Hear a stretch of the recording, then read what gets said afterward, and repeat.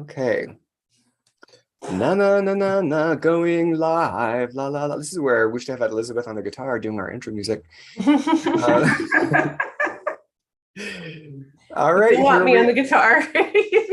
Have it at hand. We never know on the show. You might just want to burst out into song, and you should be supported in that. Let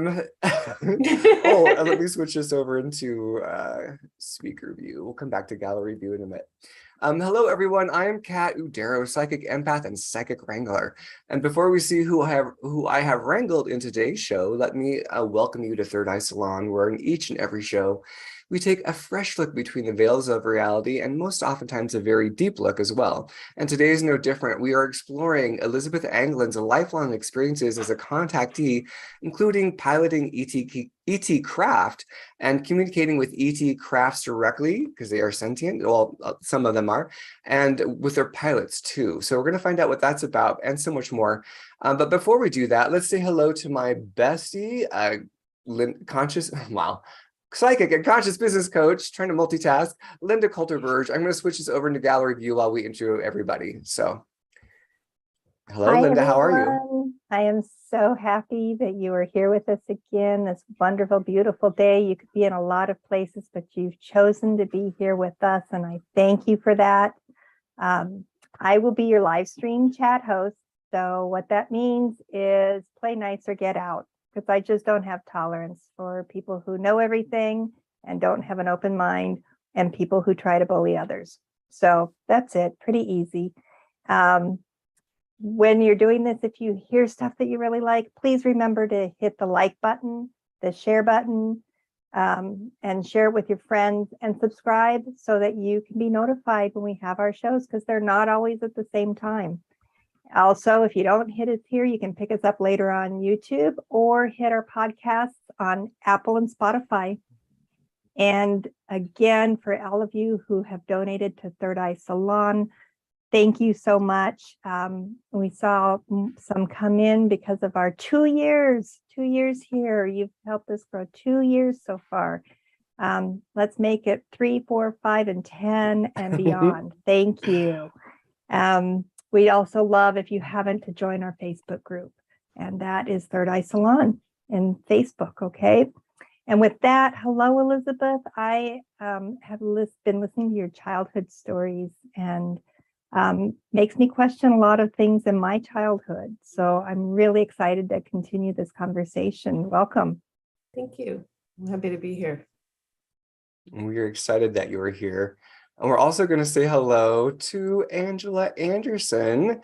Why, she's not just an artist, a builder of custom motorcycles, a former engineer, software engineer. She's also a shaman. Angela Anderson, how are you today? You're looking radiant. I'm doing well this morning. I hope you guys are all doing well. I'm so excited to get into the discussion today. Elizabeth is a lifetime experiencer, generational experiencer, and has a phenomenal voice. So it's so much to go along with Elizabeth. So I'm excited for everyone to hear her story today, and I'm excited to learn more about Elizabeth. So welcome, Elizabeth, to the show. Thank you. I'm excited to talk to you. You're an engineer. Woo! I'm trying to shed that coat right now. So. Right. Keep part of it. Keep a little bit of it. Maybe necessary. Software engineer on her terms. Yes, on your terms. Right. Doing what you want to do. Yeah. All right, I'm gonna hop into Miss Elizabeth's bio. And then we can get going on the show. But if you haven't heard of this wonderful lady, you should know these things about her. Elizabeth Anglin has been a Reiki master and spiritual healer since 1994. Her entrance to the spiritual path was through high strangeness, also known as alien encounters, which led her to research her personal experiences with aliens at the Harvard University with none other than Dr. John E. Mack. Over the course of 7 years of alien experience research, Elizabeth found her worldview completely transformed and expanded to include life everlasting, a universe full of intelligent sentient beings, parallel realities and dimensions, and some things about time travel and consciousness that are hard to understand without doing a deep dive into physics and string theory.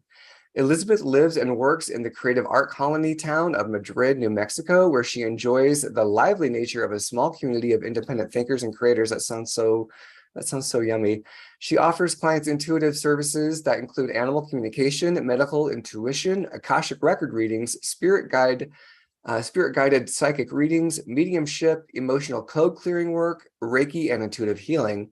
Her book, Experience, Memoirs of an Abducted Childhood, shares stories of her coming of age and of being an alien experiencer headed into alien experience research at Harvard as a young adult. Part of her research work was also shared in the book Abduction, Human Encounters with Aliens by Dr. John E. Mack. So give us a thumbs up if you are excited to hear about Elizabeth's journey, her story, and just the wild ride that she calls her life. Elizabeth, I was wondering if you would just start with us. Like, I don't want you to have to like reiterate your book. People can buy your book, but maybe if you can kind of give people the highlight reel, some of the key points that have got you to where you are, kind of just those pivotal moments. Would that be okay? Oh, wow. Oh, gosh. Is that Can you hard? Is think that like, of that's the book? It's like, which one? I think the thing that I tried to put across in the book is that for experiencers, what often happens with skeptics in the media and the real world is they try to divide and conquer us. They try to say, it's this one person, and this one person has this one thing going on. And in my situation, it was actually my community. And I grew up in a community that had a lot of sightings in 1966, which was the year I was born. And, took it all the way up the chain. Gerald Ford tried to help. And then it got described away as swamp gas. So everybody who had made a report in the community decided that we were all supposed to shut up and not say anything. And one of the things in my book that I talk about is a group, it probably was more than a flyover of a very large craft over my elementary school in the morning on the way to school. And the people that were my friends having their own experiences with me. Another thing that happened is one of the girls that was on the lawn at the school and turned off when I was running into the school with this craft over the yard of the school was, I think I called her Emma and Carrie. They have different names. She was later abducted with me from the basement of her family home. And her father was on high alert because there had been a strange death in our community of a young man who had written copious journals about his experiences with aliens, and he had called them elves. And so her father was the district attorney for the town. And the young man who died was one of the sheriff's sons. And he was found dead in his room with a hole in his head, naked, and the hole appeared to have been cauterized. And he wasn't in a pool of blood. And there was no weapon in the room. There was no gun in the room. Everything was locked. The house was locked. Well, they ended up developing a cover story, but her father knew that this was a cover story. They said that he committed suicide in his barn. Not true. He was in the house. They found him in the morning. So what happened is some tech on a ship screwed up and killed him and put him back dead. And so this freaked out, of course, the police. His dad's a sheriff's deputy, the attorney general, and district attorney of the town, who was her father. So he'd been watching us this was about a week after. He'd been watching very carefully what we were doing, wanting to know where she was going. My father was a teacher. This kid had written about me in his journals. He had written about other kids in the community in his journals. And so it was just a very frightening situation because somebody messed up, and they messed up bad. This does not tend to happen, but nobody's perfect. And that's one thing I think it's really important. When you guys are saying they're the friendly space brothers, it's like, sometimes they mess up, and sometimes you get burned, and sometimes you don't feel good, and sometimes you get put back and you're not in a good shape, depending on what they're working on with you and depending on what your role is. And sometimes you have wonderful experiences and you come back and you're in this peak flow. So it's really important to understand that nobody's perfect, and at least not the aliens I saw. They're not the friendly space brothers who are going to come fix everything. And we have to wake up before we can accept the things that can fix everything. And we're being very, very slow about that. So people might wonder why I put that in.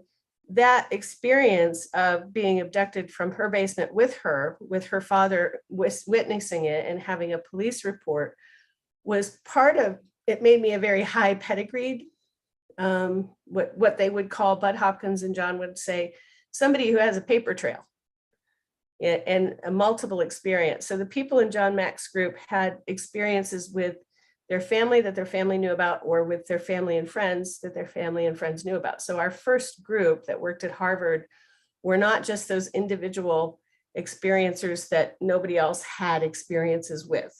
And it's really important to understand that when they tried to say that John Mack went off on a loony tangent with hearing these stories about sleep paralysis, that no, this was a community event. This was not, oh, I had some sleep paralysis. It was, we have 2 kids missing from a basement. What her father did is immediately call the police, call my parents, and everybody was out looking for us. While they were out looking for us, we got put back. And we didn't remember anything. And so there's a part of the story of him giving me the 3rd degree. And I'm just like, there's this giant breakfast because they're so happy that we're back and we're having this beautiful breakfast that her mother made. And all the other kids in the family are getting kicked every time they try to say something about what happened. And he's grilling me because he's a lawyer. He's a district attorney. And I'm like, yeah. And then we tried to go to this party, but the police came, and what, because he was like, what'd you do last night? What'd you do last night? What'd you do last night? And I'm like, well, we tried to go to this party and the police came. And so we came home and, and I have totally clueless. And so this is also par for the course, like you'll be missing. And when I was a kid, I would get in trouble because I would be missing. And my mother was thinking that I was hiding for some reason. And I was thinking that that was a fun game. And that would make her very, very upset. And no, I'm just missing. I have no idea that I was missing. All of a sudden it's 10 hours later and it's nighttime. And how did that happen? So your high strangeness gets into things like, yeah, it was 11 o'clock and now it's 9 or 10 at night. What just happened here? So you would go missing for 10 hours at a time, because a lot of people, it's like 30 minutes, maybe an hour. 10 hours is significant. That's another lifetime. A regular abductee will be gone for like 3 hours minimum.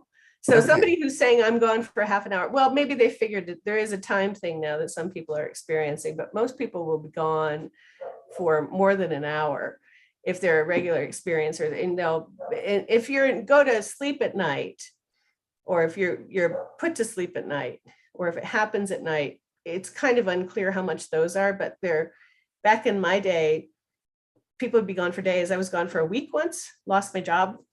Oh yeah. Thought I got up in the morning, thought it was Saturday, it was Sunday a week later.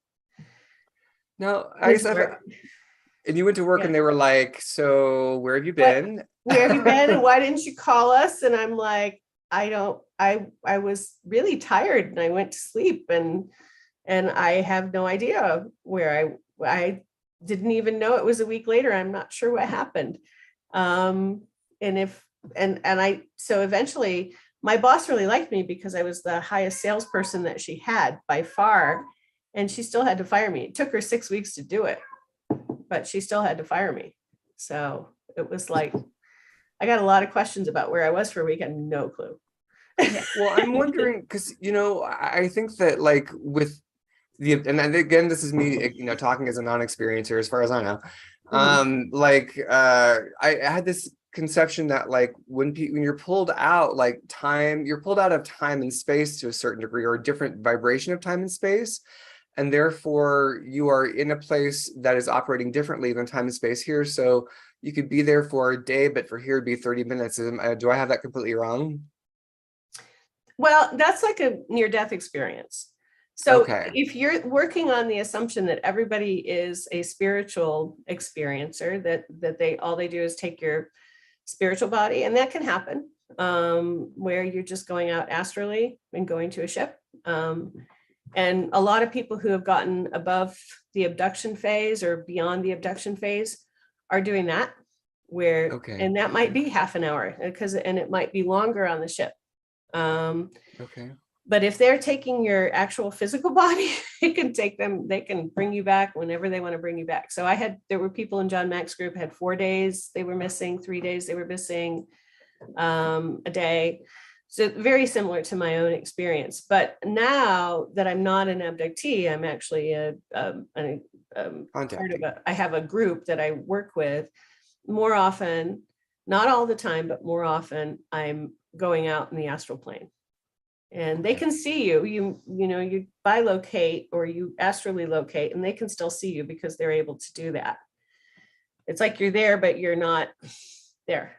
Yeah, So, you're just in your energy body, as it Mhm. were. I'm curious to know if there's something specific about that particular community. If you've since learned what was so special about that particular question. community in Michigan. I know there was a lot of my lab stuff. But my friends, their mother was had native blood. My dad had native blood. So I think their mother was Shoshone or something from California, and my dad had part Cherokee.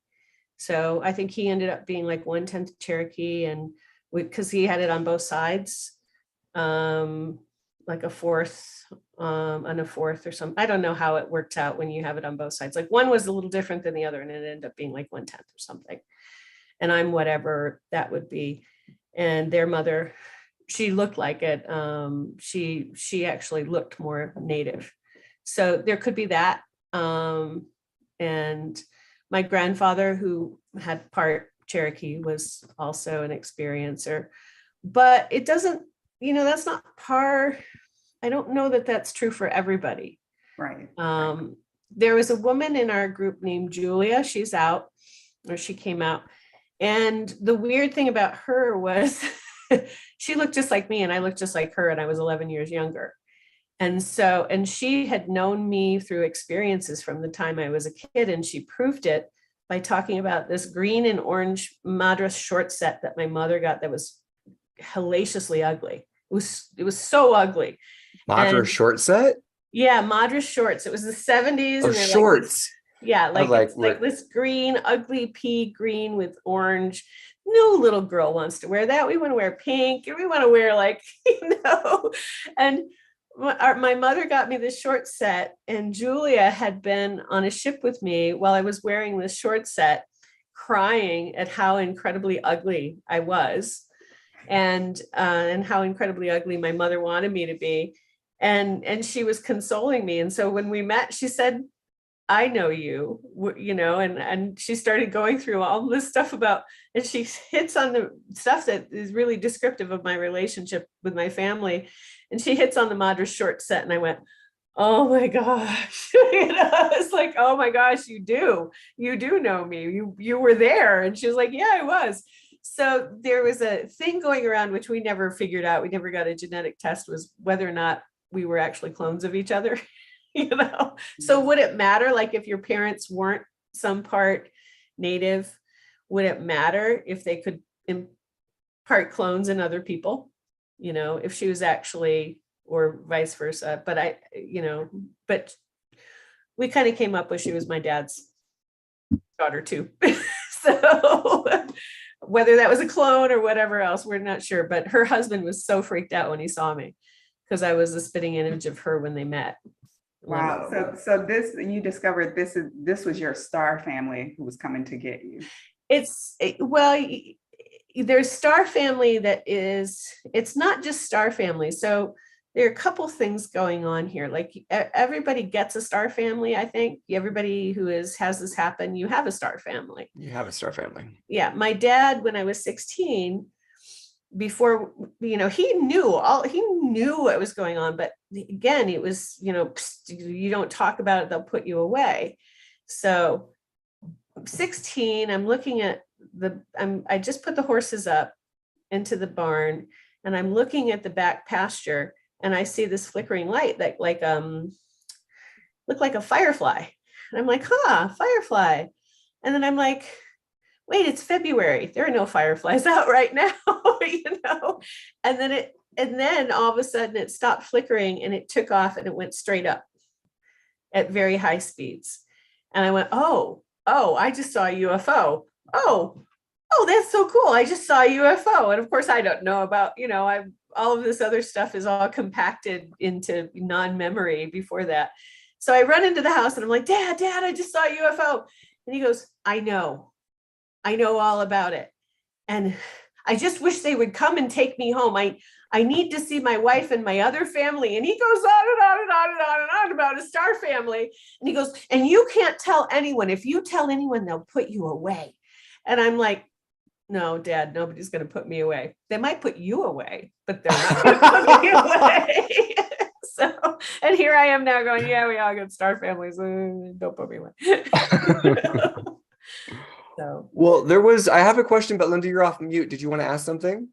I was just, as you were talking and you mentioned horse pen, that I grew up on 10 acres and we had several horses and a back horse pen. And I had this flashback that I just find really interesting. I had this flashback of this recurrent dream I always had as a kid of walking back to the back horse pen and almost like pulling apart curtains, pulling apart reality and stepping through it into this different area.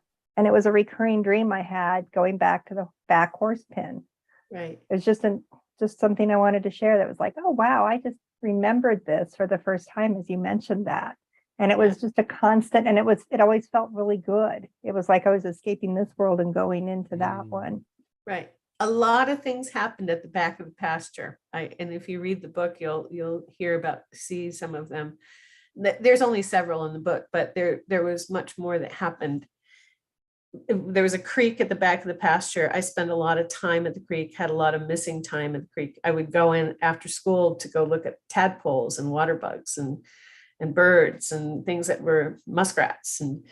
And that would be when they would come, was when I'd take my peanut butter bucket up to collect tadpoles, and they would show up and there would be this little white guy in a little ship, and he would teach me about interrelationships between, biological, but also spiritual interrelationships between, and energy interrelationships between all the other animals on Earth.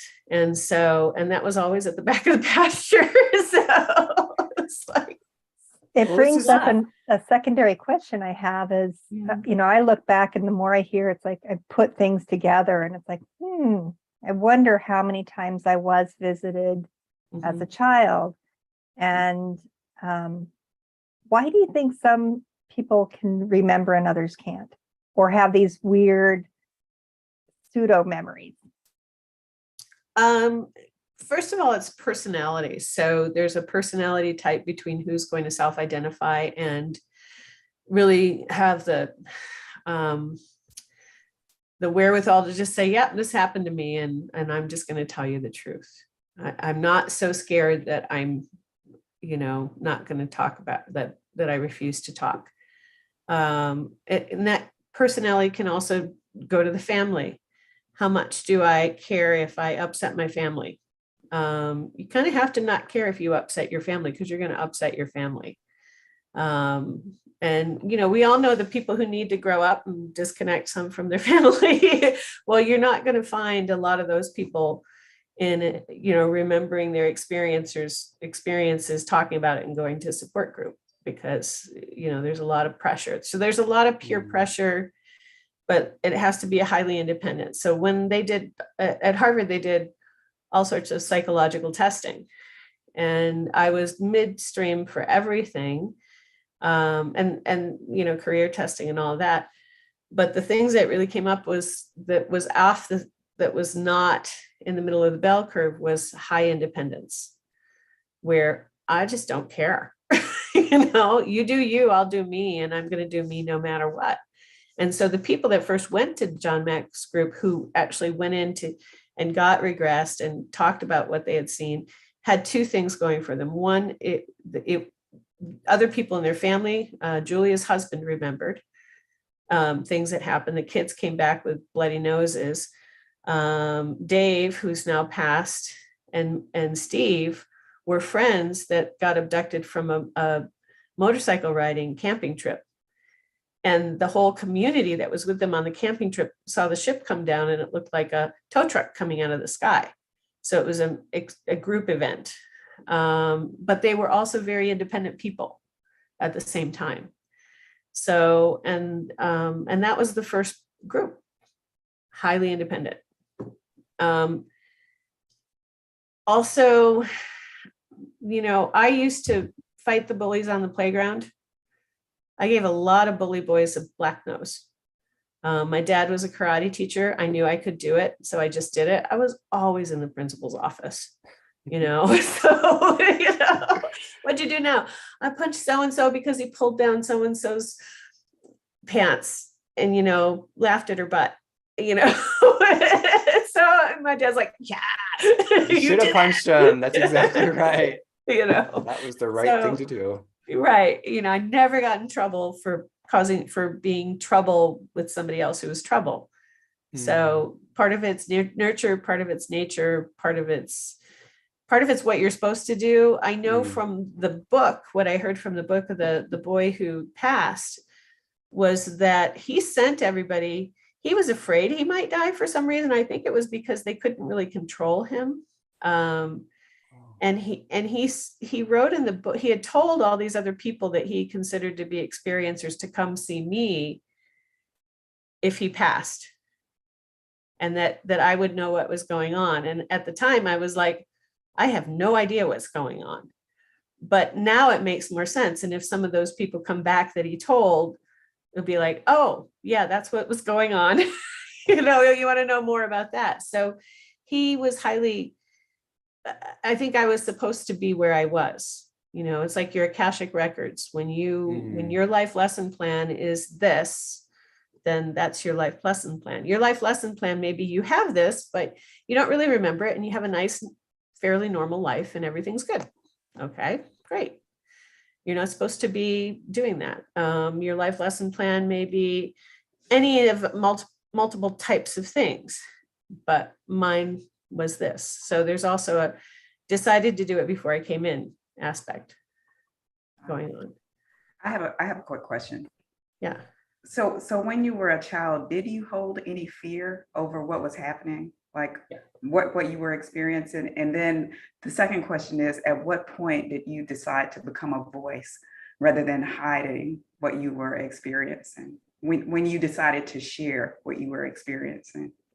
It was, so I had a lot of fear, and I got teased in my family about it quite a bit. And my brother, who still is on the fence about all of this, will from time to time pick out something that he remembers differently, and he's wrong. I'm sure he's wrong, but he's trying to make it not so. He was the worst. He would tease me a lot because I was afraid of aliens. If I had to go to the barn at night, I'd run. And then I'd throw the door open, I'd like reach in, turn the light on, and then throw the door open so that the light was on. So I wasn't like opening the door into the dark and walking into aliens. And then, I'd turn the light off and I'd run back to the house, So, and then when I was sleeping as a kid, I'd have 5 blankets on my bed because, I can't float away with 5 blankets on. Those are heavy, and it got hard in the middle of the summer because blankets are heavy. There were lots of things that, I just didn't do because I was like, oh, no, I don't want to go over there. That's scary. Something happened when I did that before, so I had a lot of anxiety, and it was really affecting me in college. There was a day I was supposed to go. It was just after that week-long missing thing. I was supposed to go re-up for fall in college. I couldn't get myself to go outside on the street. My agoraphobia was so bad. My anxiety was so bad. I couldn't get myself to go. I didn't want to stand in a line with other people. And right after this experience. And so I never registered for school. So, and then I was out of school for a while. So, and it was because why? Because I couldn't walk down the street and go stand in a line with other people. So a lot of people have agoraphobia. A lot of people can't sleep alone. a lot of people who don't process it have fears and anxieties that they're still dealing with at this age, where they'll get into bad relationships simply so they have somebody in their bed to protect them. Okay. My situation was, I was having a lot of that situation that happened. I had an eating disorder. I'd come back and I would eat like a whole thing of Oreos. I'd come back from an experience. I'd feel pain. I wouldn't know why. I'd have extreme anxiety. I'd be very emotional. So I wouldn't go to work and I'd eat a whole thing of Oreos. And Julia had a similar situation. And what hit it was, I left a bad relationship. It's almost like the relationship I was in was to keep me from remembering. And I went into therapy and I started journaling, and we gave him 6 months to get into therapy and he didn't do it. And when he left, just after he left at the end of those 6 months, within a month, the aliens showed up. And this is the beginning of the book. They show up to my apartment and I'm awake. And I'm all of a sudden having to, in my waking life, deal with the aliens in my apartment. And I'm paralyzed, and the cat's playing with the guys downstairs, and there's one upstairs with me, and we're having a very heated conversation. And that was when I realized, oh my gosh, this is what's been going on, and I'm terrified. And I wasn't afraid of them. Like, people are afraid of bugs. Well, they're not going to hurt me. But because this other boy had died, if they mess up and get me stuck in a wall, I'm screwed. Right? Yeah. So I was never afraid of them as them. It was, if you mess up, I'm screwed. You know? You were afraid of their incompetence. You were afraid of their incompetence. Not right. I was afraid of high technology paired with incompetence, which is what we have going on now. But, you know, oh my God, isn't that true? This is a very frightening situation. Well, I wanted to ask you if you kind of give us a cross section here, because there's I think it's important for you to talk about consent and accidental consent, and comparing who you were working with at that time. I mean, well, who was working with you as opposed to you working with them? Who was, you know, taking you at that time, and what you were experiencing versus when you said, no, I don't consent to this anymore, and who you're working with, like how that shifted from then when you were out of your power to now when you're in your power, and who you're working with and why. Okay, so agreements are very, very, very important. So if you're a psychic, for example, and you're working, and somebody comes to you and says, I don't have any money, will you work for me for free? The universe reads that as you work for free. Okay. So it's really important that you realize your unspoken agreements are agreements with the universe. So I realized I was really tired. My body was really banged up. This was at the age of 31. So this is 97. I realized, yes, I had an agreement. I had an agreement with the aliens. I had an agreement with the universe. And I couldn't keep that agreement and expect to have a very long life or a very happy life. And I was done with here you can do all sorts of stuff to my body kind of stuff. And they knew I was done because I had gotten to the point where I was like throwing little guys against the wall and breaking them. And people do that. Some people who are experiencers, you know, the way they deal with not figuring out how to change their agreement is they kill a lot of aliens and then they feel guilty about it. If you've done that, don't feel guilty about it. They'll just get put back in another body. They remember their past lives. So, you know, it hurts for a second, you know. I know people who feel like they're killers. I never did. I was like, you're going to be back in the body next week. I'm going to see you again. I'm going to throw you against the wall. So they knew, and I was becoming trouble. But at the same time, I had a free will, right? And you have to own your free will. And that makes you not, you know, you don't get so frustrated that you hurt somebody when you own your free will, right? So you have to own your agreements. If this is happening, where did I make that agreement, unspoken or spoken, and take responsibility for the agreement that you made? And if you, and it's really important to have discernment about the things that you do and the things that you say, and whether or not you're getting played, because they will play you. and they play a lot of experiences. Do you want to help? So when I was 3, even though this was an in between lifetime, and I have lots of in between lifetime alien experience and yada, yada, yada. But when I was 3, they showed up and said, so they took me up and they said, so do you want to help everybody down there? And they pointed at Earth. And that seemed really important, but they didn't tell me how I'd be helping everybody. I just said, yes, that's very important. I want to do that. And then I was in for whatever they threw at me.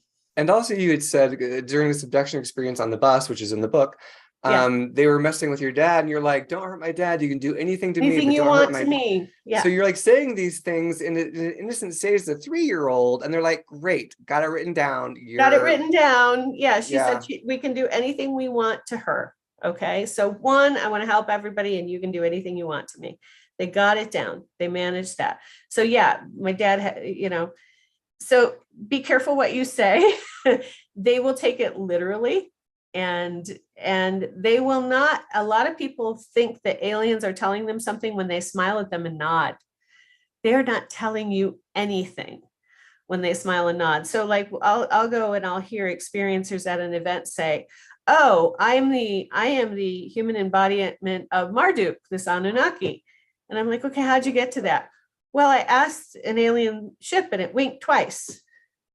And no, that's not telling you that you're the embodiment of Marduk. That's like, yes, I know you're thinking at me. Hi there. You know, yes, good little child, you know. And so you don't ever offer an alien a question that you've already, you know, that has an end, you know, say, who am I to you? You know, and have them fill it in. You'll find out they don't give you very much information. So they're playing you. And the same with people. A lot of experiencers end up with psychopaths and narcissists who hold their cards very close to their chest. If they're not telling you the whole deal, walk away. You know, they're playing you. Now, this doesn't mean that aliens are evil. It's just how they're structured. It's, you know, it's like, it's their agenda. It's part of their agenda, but it's also like, we need to wake up enough to go, no, they'll do verbal agreements and they'll keep them to the letter, but they have to actually say it. So if you think you have some agreements with the aliens to do this X, Y, or Z, if the aliens said it telepathically to you, you have it. If they did not, if they just smiled and nodded, you don't. You've got nothing. You just did something for them that they wanted, that they're not going to pay you back for, that, you know, you put yourself out there, and who knows what happens to you. So, and it's the same on Earth, the same with aliens. But doesn't mean they're bad. It just means you got to get, yes, it's X, Y, and Z. Now, to change my agreements, I actually did divine intercession with Mother Mary. And I said, get everybody in this room. I want all the reptilians, because I was getting taken by both. I was getting taken by Greys. And then the reptilians would come to see what the Greys did, because I was at Harvard and all these people were watching, and they were like, well, what is she going to say? And how are we going to look? And blah, blah, blah. And I was like, I want everybody here.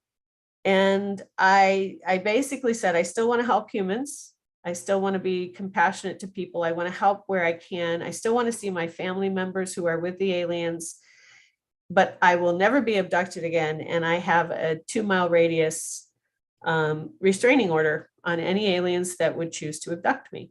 So, you know, this is like the safest place you can be, is sitting next to me if you're afraid of getting abducted, because there is literally a 2-mile radius.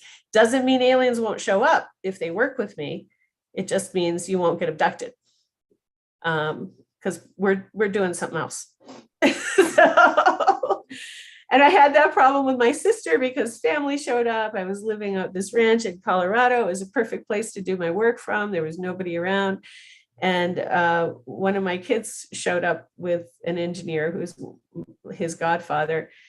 And they landed in back of the guest cabin, and they were walking up to the house, and then they realized my sister was there. And of course, he's her nephew. And he walked up onto the porch to say hi to her, and she freaked right out. You know, she was like, you told me you didn't have anything to do with aliens. I'm like, no, I told you I wasn't getting abducted anymore. That was your nephew. So that was hard, because she noticed, and she was not happy. So But you can make your agreement with the universe. You can make your agreement with them. If you need a higher force to help you, what I did, Mother Mary, Archangel Michael, take your higher force and have them help you. Whatever your higher force could be, the Spock inside of you. It doesn't matter, but use your higher force to get the help that you think you need. If it's Jesus, great. Have Jesus do it. Doesn't matter. Just get it done if you're not happy. So. And I wanted to talk to you about that transition from who the people that you were working with versus who you're working with now, because it's my understanding that you were trained to be a pilot. Like that was kind of sort of your induction, was to be a ship pilot. Mm-hmm. And that was from the ones who had been taking you originally versus the ones that you're working with now, but you still have the gifts of being a ship pilot. You explain it. If I got it wrong, you break it down. No, some of the ones that I would, from the beginning, I was working with what's known, if you go on Farsight, they call it the Asasani resistance movement. So from the beginning, and they're embedded within the typical hierarchy. There are some that are embedded within the hierarchy who are resistance. They're for disclosure. They're for waking up humanity. They're for not doing some of the things that have been done, not just to humanity, but to all the other races that are involved within their hive/hierarchy with genetic engineering. They're for more free will. They're, because when you're genetically engineered to do a job and you don't have the ability to do art, to experience a lot of emotions, and you're just there as a widget, and your entire race has been genetically engineered for something that you're good at, to be a widget or a tool, you by and large don't have a lot of freedom, because all of a sudden your genes that this whole like corporate or hive entity has taken hold of become your prison. So therefore reintegrating wilder DNA into themselves so that they can expand, so they become hardier. But therefore free will from terms of wild beings who are doing that, and not unwilding them, not genetically engineering them into nothing or into widgets for some great corporate hive hierarchy. Mm-hmm. Therefore, more compassion with other beings. Therefore, humanity waking up, therefore disclosure. But they're also individuals within the hierarchy. And so I was always part of that, even though I was having the genetic engineering and stuff done. I was always connected with some of those individuals. I'm still connected with them, but my role is different.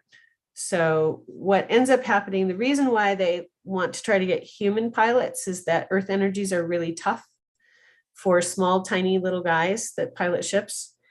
And the connection with the ships for navigation is consciousness. So the ship connects up with a pilot, it runs energy down to the pilot in a toroidal motion, and that pilot becomes the navigator of the ship. And this is Farscape, blah, blah, blah.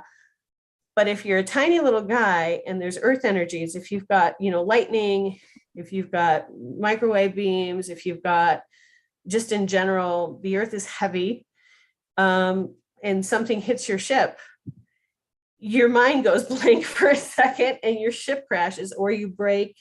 They have a crystal in a ship that's it's rubidium, and it works as it's very, in the human body, it acts like a potassium, but it's also, it has some nuclear, radioactive. It's not very highly radioactive. It's minimally radioactive. There's that crystal is part of the connection between the ship and the pilots. They crack their crystals more than we crack the crystals, because we don't get knocked out by earth energies. We're just like, yeah, this is where we're from. So if they want to do anything on earth, they need humans to fly ships. Well, what happens, ships are sentient beings. And what happens is, in the hierarchy, you're not supposed to mess up. So if a pilot gets hit by earth energies and he puts down a ship with a cracked crystal or crashes it, he leaves that ship behind, and they sort of write it off and pretend nothing happened. So we actually have a bunch of very sad sentient beings that are cloaked, that are sitting around looking for partners. And that can be very difficult for somebody who is like the next door neighbor who has any psychic ability whatsoever, is that you've got something out in your back 40 that isn't supposed to be there. And it's going, I'm so lonely, I'm so lonely, I'm so lonely. Will you pair with me? And it's not even supposed to be there, you know, and you might have been going off to go do this other thing with your life, and it's sitting there being lonely, and, you know, it's going, what do I do? So I help get those back where they belong, because they're not supposed to be there. And that's it. Let's talk more about that, because, and just so people don't know, Farscape was a really great show, I think out in the 2000s, maybe. Yeah. And they had a sentient ship, and they had a woman that was evolved from plants fungus. As opposed to, I loved her. She's just so beautiful, and blue anyhow. But like with the ship thing, is it the Essassani that are losing their ships? Who's losing their ships? No, the hierarchy loses their ships. Like, who's what the hierarchy, happens is, break it down. Who's the hierarchy? So the hierarchy, imagine that you have this giant universal corporation. Some people want to call it the Galactic Federation, whatever, but you have different, I mean, as above, so below. What we have are some giant universal corporations that are basically using genes and using technology to take everything over. So we have monopolizing here. They're looking for monopolies there. We have a reptilian collective that wants its own monopoly. We have a multi-species gray collective, which has anything from tall whites to manises to tall blues to short blues to oranges to all these other things. And when they find a species, that the ones that do the genetic engineering are oftentimes looking for there are two things going on. Here we're transplants mainly, but we have this wild gene set. You know, it's very early on in the transplantation. We've been able to be wild for a long time. So, or mainly wild. So when you have a wild gene set, you have more adaptability and more diversity, and you have more experience you have more latitude for your personal experience instead of your collective experience.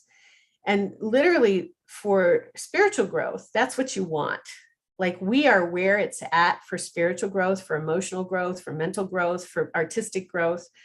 We are on the cusp of being overrun, but we're also where it's at, which is it's a terrifying position to be in when you realize what you're about to lose.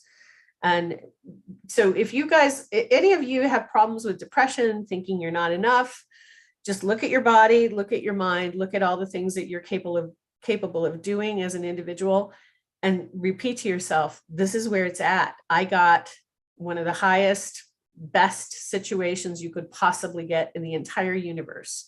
Even though most people aren't awake and they're being kind of stupid with it, it's still the best situation you could possibly get as an individual for what's out there. And so own it, love it, enjoy it, take care of it, take care of yourself, love the people around you, even though they're not, they're not being particularly healthy, or even if they are, love them too, because this is where it's at. And there are so many other beings that would like to have human bodies. They would like to get reincarnated into this. And they'd also like to see it not be destroyed. They'd like to see it advance. So in the Essassani, part of the disclosure was, can we help these people advance instead of try to take them over? Because if you take over something, you pick apart its gene structure, and then you look at what you can use for your agenda. But if you help someone advance, you go, okay, here are all the great things about you. How can we get you as your own being to open up that greatness? So one of the things, I think I told you about they worked on my head with light, and I was seeing through dimensions for 2 weeks. Was that you? No. I think no. So one of the things they did when I was at Harvard was one of my experiences that I had. I woke up one morning and I could see through the wall, and I could see things coming through the wall, and I could see all sorts of beings, and I could see the grid system over the earth, and like the matrix grid system over the earth, and the control systems. And I called John Mack and I said, I think something happened last night. He's like, why? And I said, because I can see through everything. And he got me in for a regression, and they had worked on my head with what looked like a big dome, like the old hair dryers when you went into a salon. And so they had this big dome over my head, and they were opening up pathways in my brain that were there. They had just never been opened up before. And for 2 weeks, I'm looking, I'm going to work, I'm going to school, I'm doing everything, and I'm looking at everything else that's around that we don't normally see. So they can help us in that way, but we don't want them to help us in that way at the cost of our individuality. We want to become responsible universal citizens who get help to wake up, but we don't use that for causing harm. You want to, we're responsible citizens. we're responsible individuals to other beings, to frogs, to other aliens. Teach us how this agreement system works. Teach us how to use our brains. Teach us how to be connected. Teach us telepathy. Teach us these other things. The Essassani, if they had their way, would be like, yeah, teach everybody telepathy. Immediately. Do it last Tuesday. Do it 20 years ago. B, yes, global warming is a thing. I'm sorry if you don't believe it.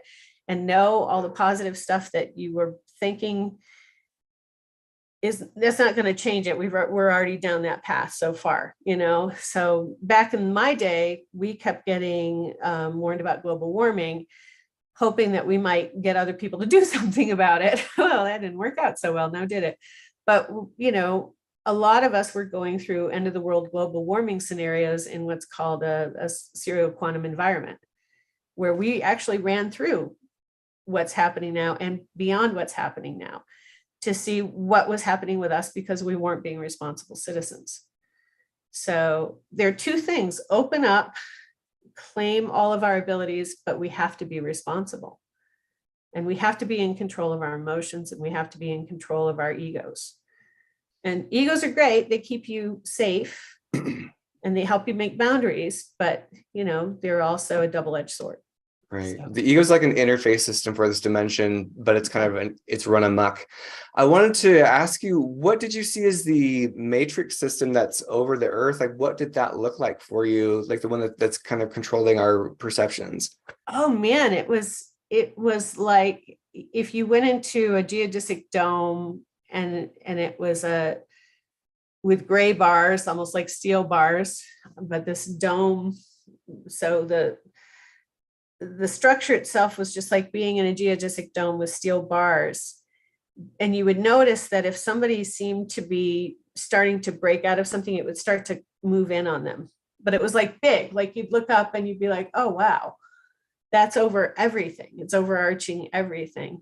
But if somebody looks like they're getting somewhere, all of a sudden you see it move in, and it's like pressing on them to stop thinking whatever they're thinking or stop breaking out. So interactively pressure like that. Okay. That's a whole topic in and of itself. So, and then the Essassani are the people that is it Paul Anka channels? Is that I don't know if it's Bashar, that's the Bashar name, Essassani. but I'm talking about the Farsight Essassani resistance movement. Okay. I'm not really a Bashar follower. I don't really, but I like Farsight because it's scientific, because they do blind. And so if Courtney decides to have them target the resistance movement, they'll have 3 or more people target it, and you get to see their real time, what they're coming up with. And they all come up with very, very similar things about the target. So I'm using those words. I don't even know if the resistance movement has words for what it is, but I'll say, let's call it Essassani. It's a nice name. I dig it. Okay, and I'm sharing a link for the Farsight Institute inside the thing. I was aware of Courtney's work about 20 years ago, and he's been around for a long time.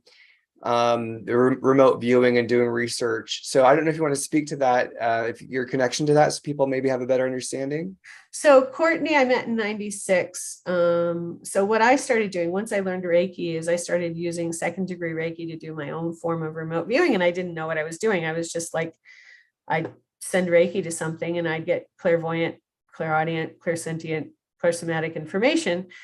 And that was how I stopped going. I didn't need to get regressed as much because I'd be like, oh, something happened. And I'd send Reiki to myself the night before it, starting at, last thing I remembered. And I go through, ooh, okay, there we are. And then I met Courtney in 96 at Star Knowledge, and he had just written his book. And so he was on tour to write his book for having written his book. And he invited a bunch of people from PEER, the Program for Extraordinary Experience Research, to go learn at Farsight. And I was not able to go. I had to work. They came back, they taught me remote viewing from what they had learned. And for me, it was really easy because I'd already been doing second degree Reiki. I would send Reiki to myself. So that just expanded it. And I really liked him, and I felt he was sincere in what he was trying to do. And he wasn't, sometimes when people get too much of a storyline, like I have 30 years to have developed my storyline. But there are people who will just come up with, yeah, so-and-so is doing this and doing that and doing the other thing. And it's like, how old are you? And, and how long have you been around? And well, give an example of what you're saying. Like someone would say, who would say what? Well, the Anunnaki stuff, you have what you have there is a template that, okay, we have all these people running around who are saying, I'm so-and-so of the Anunnaki. And if you feel like you're one of them, that's your story. Okay, I get that. But, and the Anunnaki are doing this, or they are doing that. So it's that sort of schizotypical thing that experiencers get blamed for being conspiracy theorists, where they are doing this and they are doing that. Okay, which they?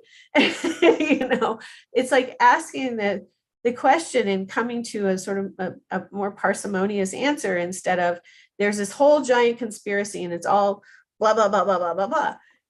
There are the way things are, like, viruses attack human bodies, and there are lots of bacteria, and trees grow out of the ground because things break down, and there's a lot of bacteria that helps break it down.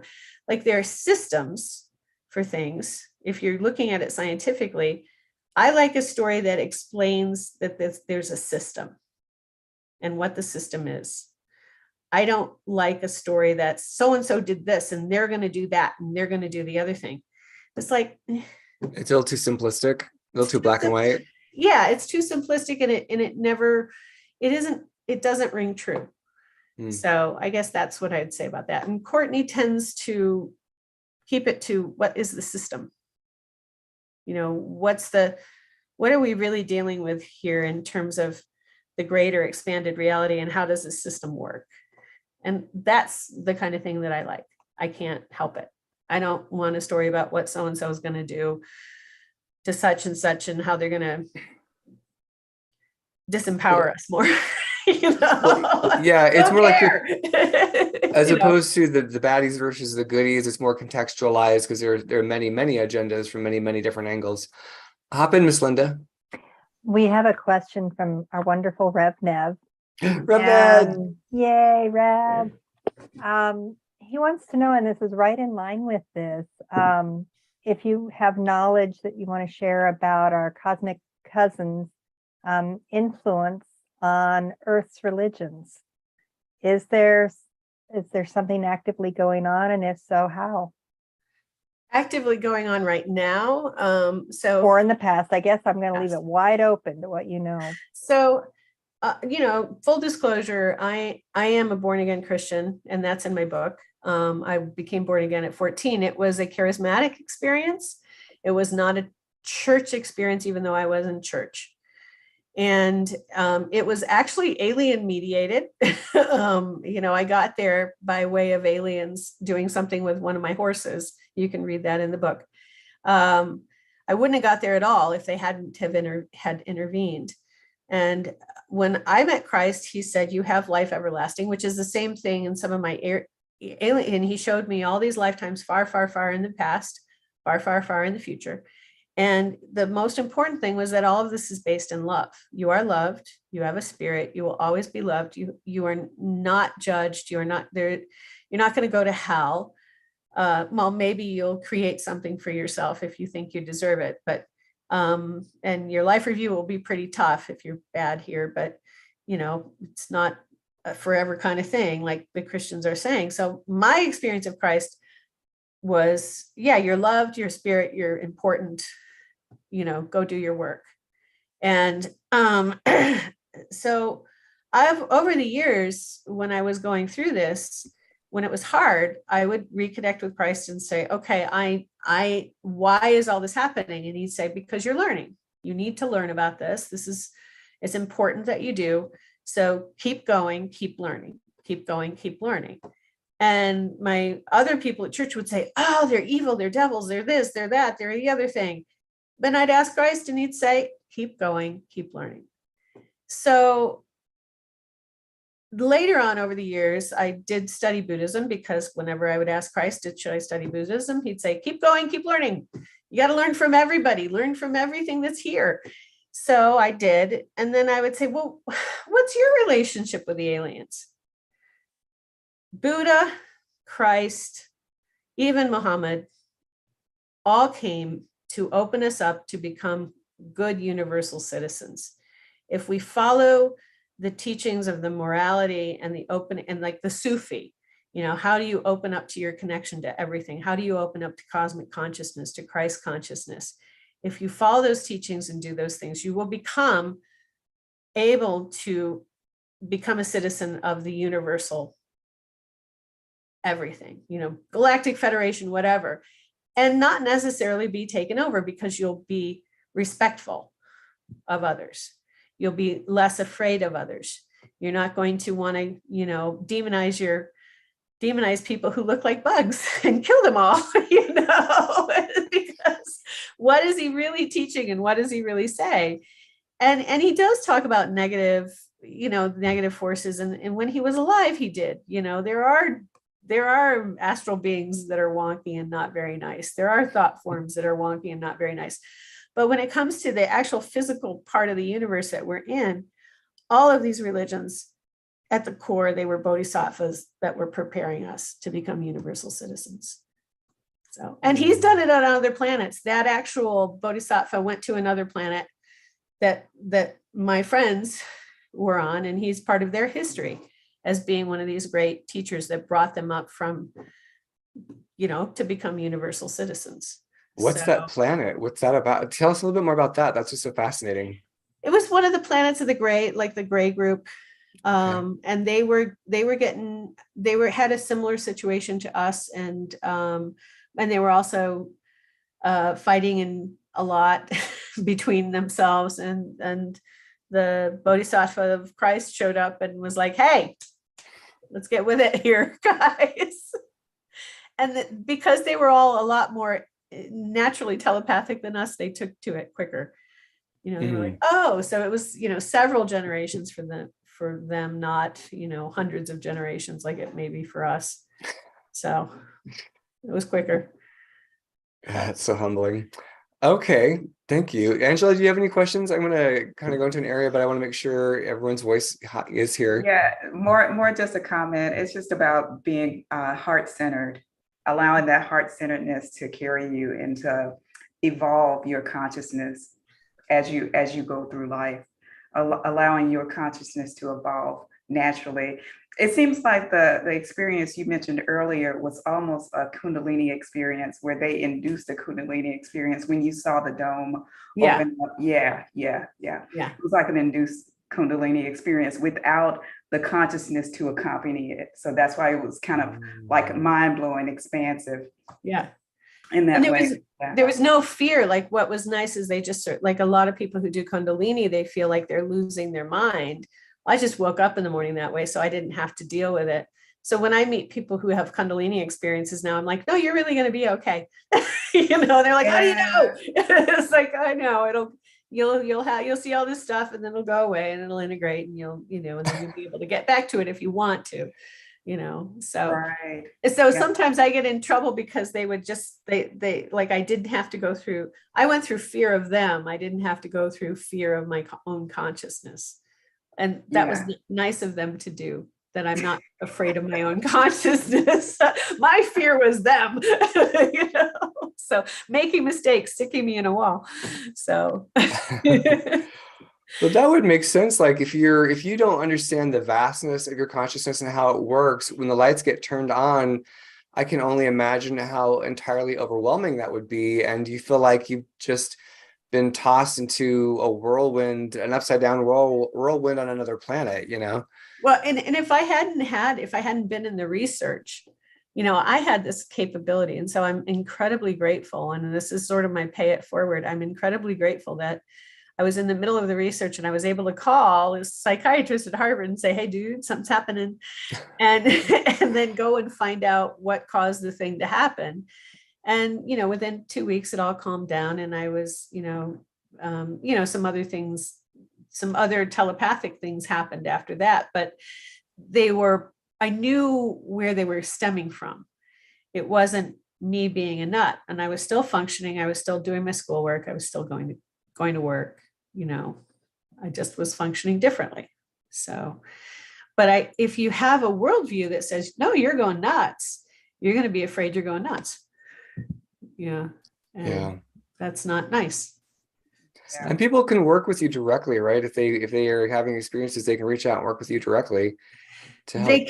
They can. I will just qualify this with if your situation is that you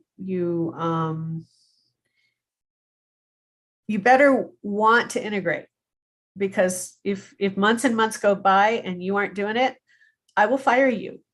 Okay. So be serious if you're going to call me.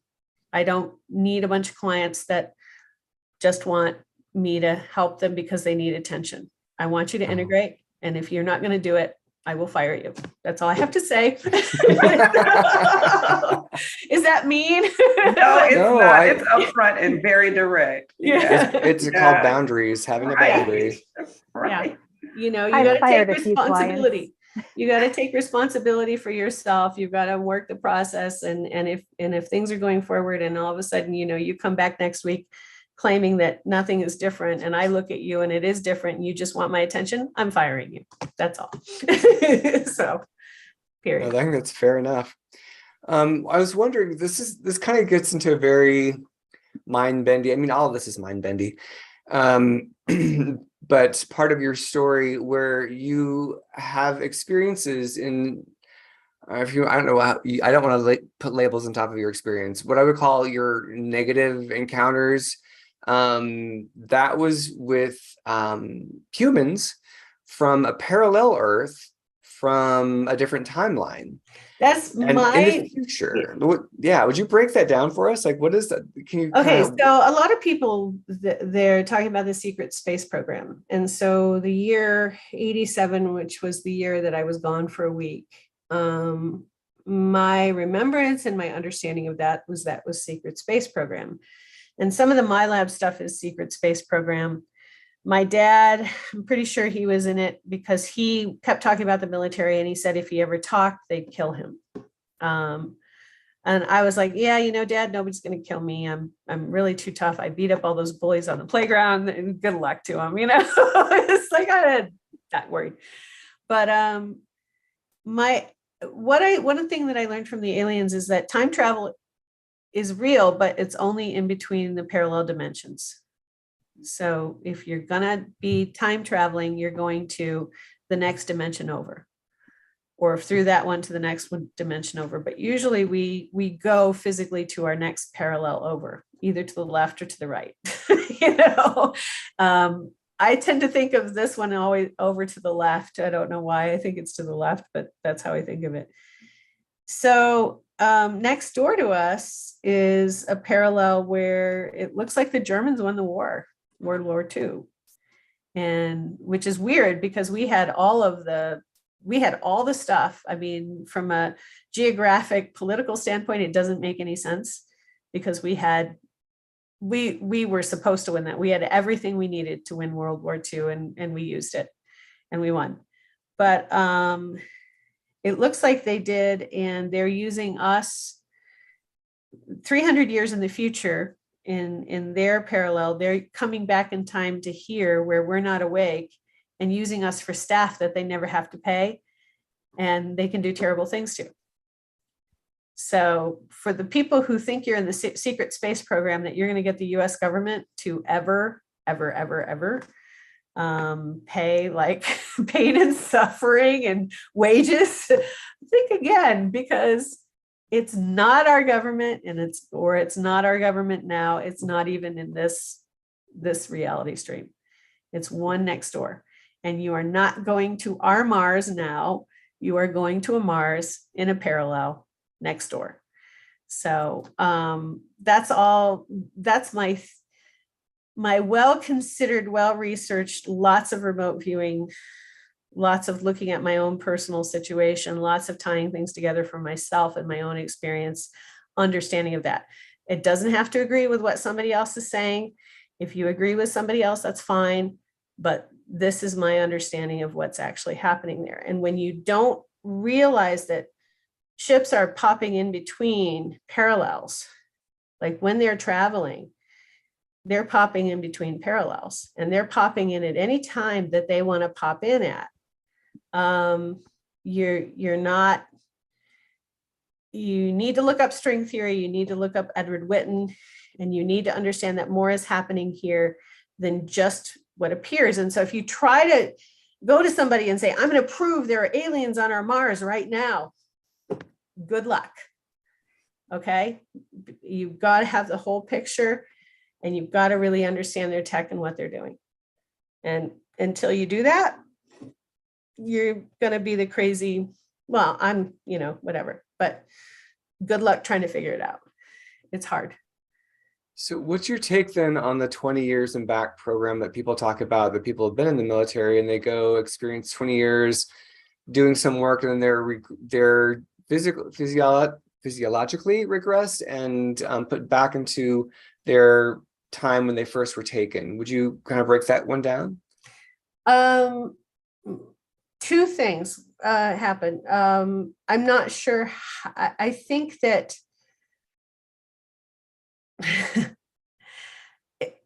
I think that's what happened in the week that I was missing, but I was not gone for 20 years. I was gone for 11. So, and I remember where I lived, and I remembered what my job was. I was in the military, but I did logistics. I didn't do actual fighting. So yeah, how that works, like how do they get our bodies to work? I was only gone, consciously it was 11 years, but physically I was only gone for a week. So time is different. If you're popping in and out of time between the parallels, I guess time makes less difference. So, but how the body didn't age, I have no clue how the body didn't age. I don't know what happened there. I don't remember what happened there for me. So you don't remember, I'm sorry, what were you gonna say? I can't speak to what happened there, why my body didn't age. Okay, to the coming back to your age that you were. What do you remember being 11 years away? What is that memory of? Another planet. It could be Mars, looked like very Martian. There were buildings on it.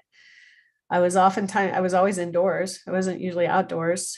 If I was outdoors, I had some sort of suit on, had a family, had a husband, had a daughter.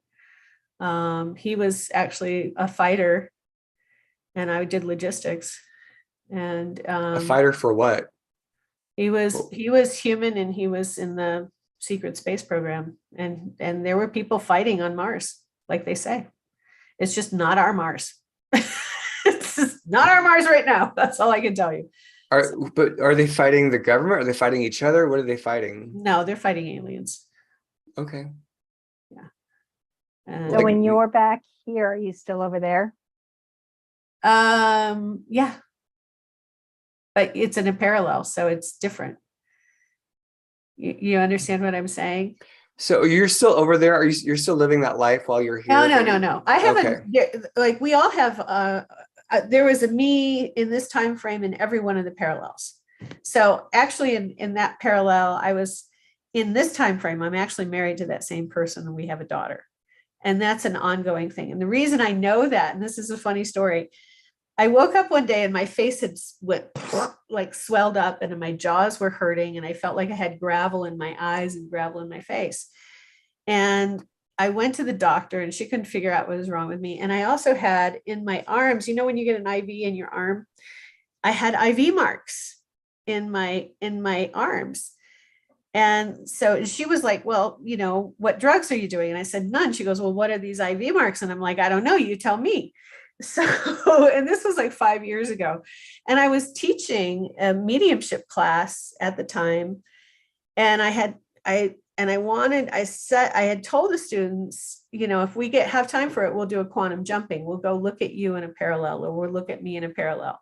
So it just happened to line up that those students were there. And I said, could you go to the next parallel over to the left and see if something is going on there? Just call it the next parallel to the left and go look at me.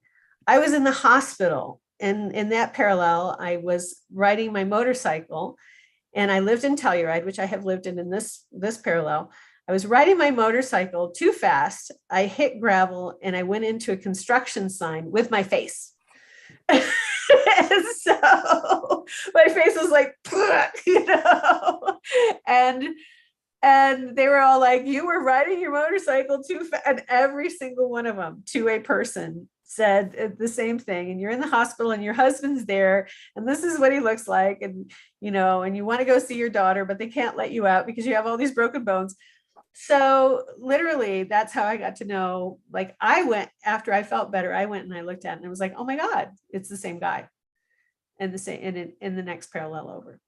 And that's what we're doing there. But I'm a much different person. Like I don't do any of this stuff in that parallel. And I really like money and I'm very competitive.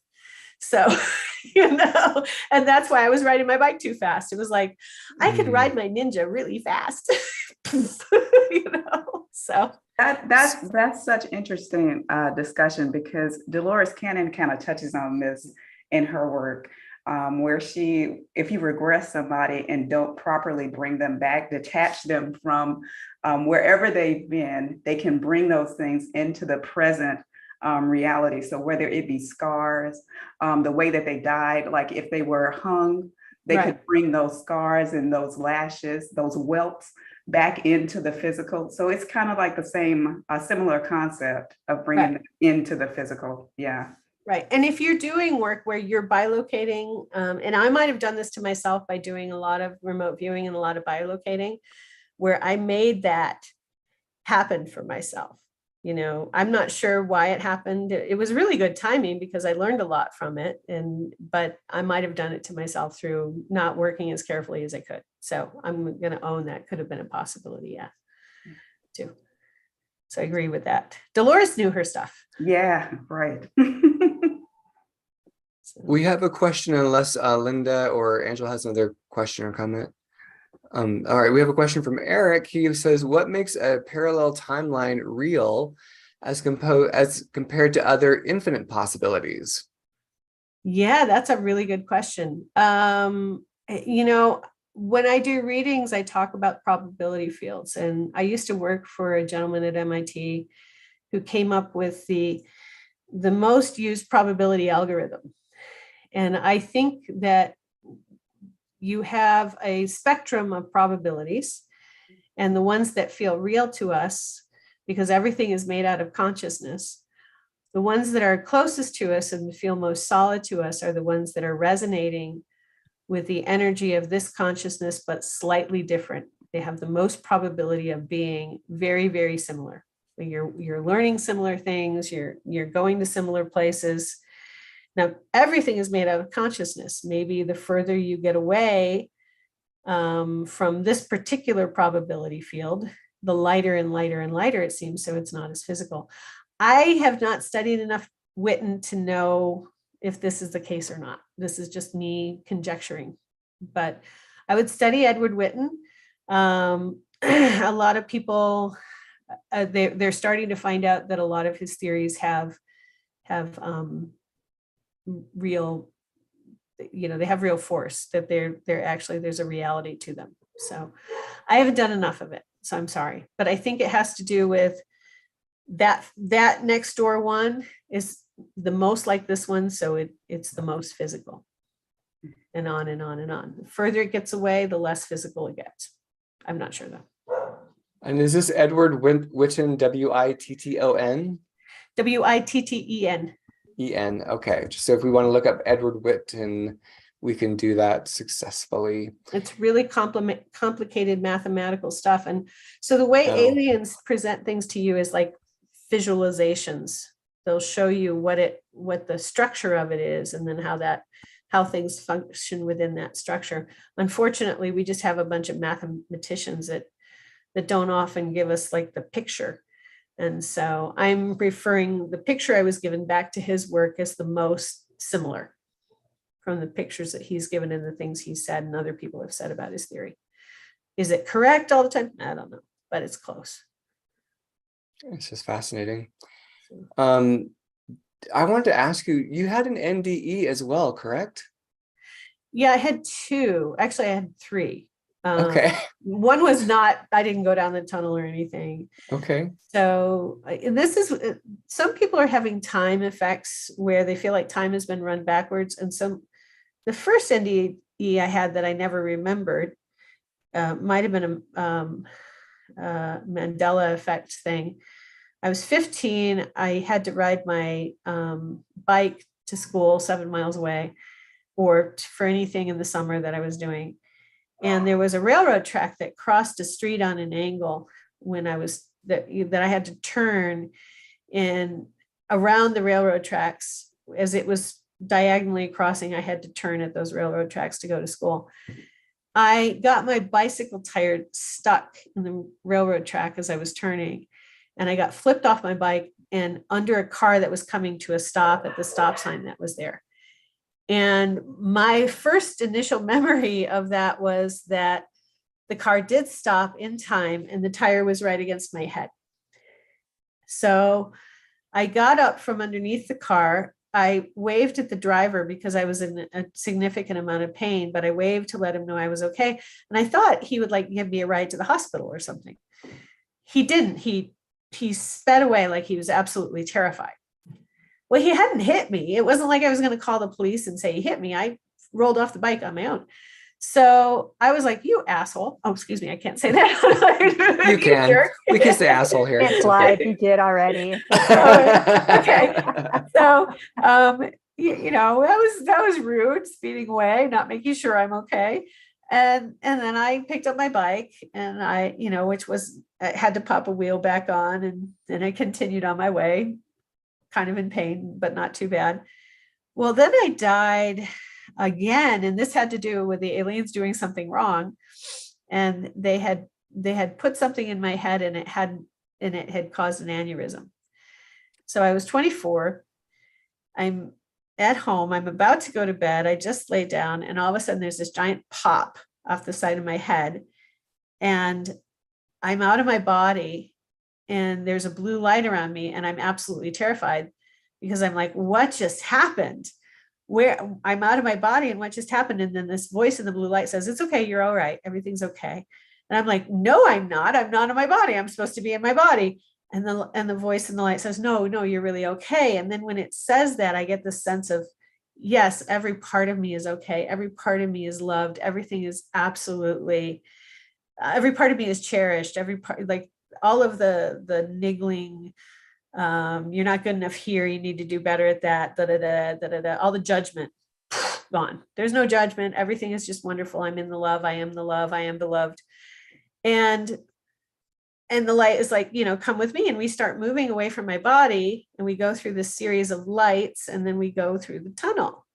And when I get to the end of the tunnel, for me, because I'm a Christian, it's just like at the end of the Bible, where you're walking up to the city, and there's barrel, and there's a river, and there's a bridge, and, and I can hear the river going through the barrel walls of the crystal canyon, and it's making bell noises as the river goes through the walls, and I'm going over this beautiful bridge toward this city with pearl and beryl and gold, and all of these people are running down, and the city is like an Italian city that's on a hill. All these people are running. Beautiful. It's so beautiful. And I'm in the love, and all these people are running toward me. You're here. This is great. We missed you so much. Like people I knew that I didn't know I knew. And they were all running up to greet me. And of course I get up to the gates, and I'm standing next to Christ because I'm a Christian. And I start to have my life review. And I was pretty young, and I wasn't very mean. So there was only a couple things that came to mind. One was, I'm saying, I don't know what I'm supposed to be doing. This is my first time here. And then they show me me falling off the bike, and the car actually ran over my head, and they ran it back because I wasn't supposed to die. Like they fixed it. Like it just, I was not supposed to be dead. So they fixed it. And they were laughing at me saying, no, this isn't your first time here. Look at this, And I'm like, oh my God, no wonder that guy sped off. I was already dead. I was like splat. So I'm like, so they start the next life review from that point. And I see myself be mad to a girl at that age. I was mean. I was verbally mean to a girl who thought I was her best friend, and she wasn't the best friend to me. And I was mean to her, and I really, really, really, really hurt her. And I felt it. I felt how I had really, really, really like devastated her, and it was terrible. And then, mostly I hadn't really been mean to anybody except that one person. And then we get to what happened that got me out of the body. And what it was is that in one of the abductions, they had messed up. They had put something in wrong. Vein had popped. And then all of a sudden they go to let me watch the aliens looking on my body. And I get this vision of Christ like pointing at them saying, you fix her. She's not supposed to be here. And I'm like, no, I'm going to stay. So I'm then having this fight with Christ. Well, do they have to fix me? Could I just, stay? And he's like, no, you got stuff to do. And remember this, because it's going to be important to what you do in the future. You're going to have to help other people through remembering this. So you're going to remember this. And then, and all these little aliens are looking up at Christ going, yeah, we're working really hard. So, and then I get back in my body, and I get put, my body gets put back in bed, and, the rest is history. And then another time when I got out and I wanted to recruit somebody who was when I got out to work on my project, I wanted to recruit somebody who was in, and it didn't go well. And they thought I was an alien that was mentally projecting as me. And they basically strangled me. And so say more. When you got out to do your project, what does that mean? So when I got out of being abducted, I was trying to pull another experiencer into my project with me. What project? They had told me that that wouldn't work. Yeah. What project was this? That was, helping pick up ships. Okay. Doing disclosure, helping pick up ships, but helping find, actually, we were trying to find a crash disk and do disclosure with it, because it had to have a dead alien in it to really be like, the thing you need is a crash disk with a dead alien. And it's like, okay, let's go do that. Let's go. We're doing disclosure. Let's get that. And at that time there was one, and I was trying to pull in another experiencer who was a pilot, and it did not go well, and he strangled me until I died. But I didn't go down the tunnel because the aliens stopped him and they revived me. And it was like, oh man, ow, because he thought I was one of them. He thought I was a projection. And so he energetically strangled you. No, he literally strangled me. Oh, you were physically there. And I had handprints on my neck, and I went to work at MIT, and everybody was like, oh my God, what happened? What did you do last night? And I'm like, I went to bed. I woke up like this. Yeah, right. Yeah, you did. You had kinky. You had some rough stuff last night. Yeah. No. Wow. Wowza. I wanted to ask you then, what is your take on the Mandela effect? Because we're talking about parallel timelines, but then timelines are merging. Like it's such a vast landscape. It's really hard. It makes the head wobble.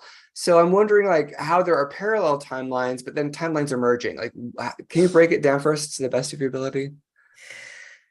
It might be something that happens naturally. I wouldn't go blaming everybody at CERN for that, please. And if they are doing that, they don't know.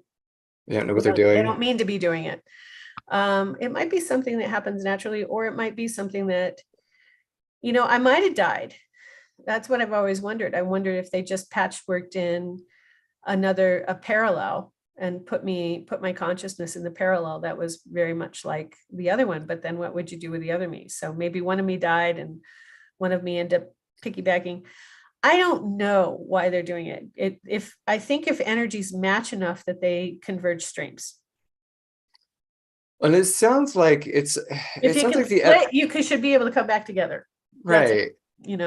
And from my understanding, merging timelines is kind of an evolution of oneness where things aren't so separate. So the frequency gets higher, the merging is a natural effect of that.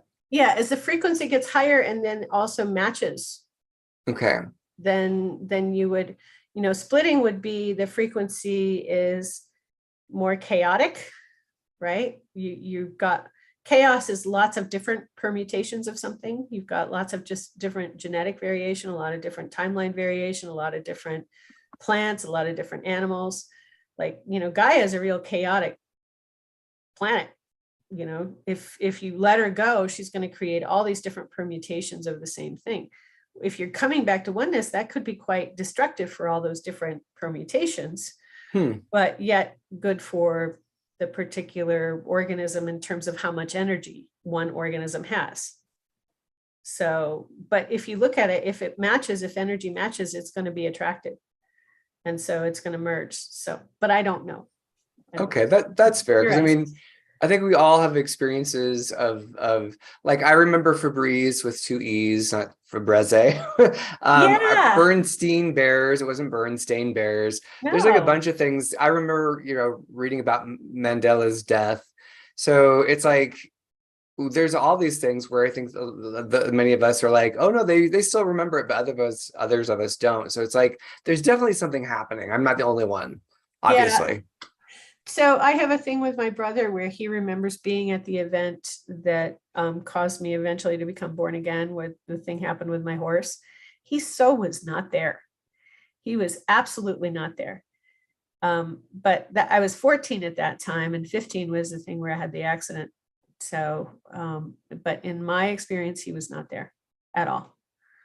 So he can't remember it because he wasn't there. But maybe he was there in his timeline. Right. Yeah, somewhere he was. Well, what is your take on Ascension then? In terms of, well, actually, let's talk about disclosure first. And then we'll talk about Ascension. We got like 30 minutes left with you. So,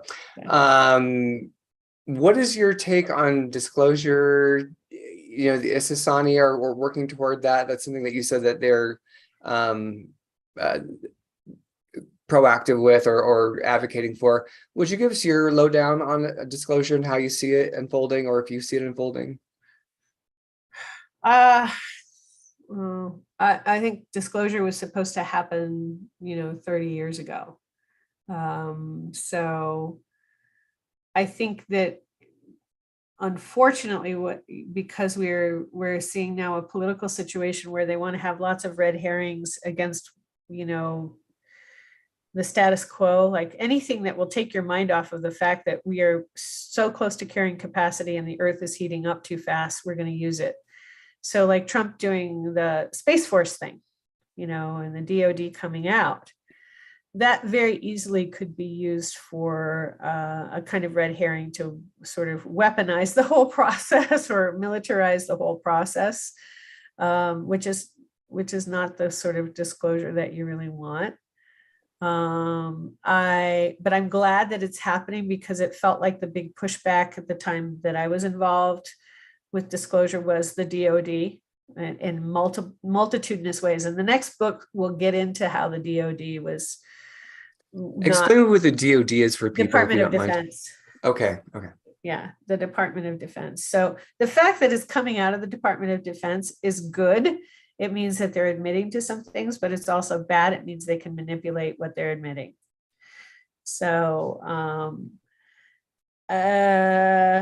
if disclosure had been done by the resistance movement, it would be a more fair and equitable process for human beings.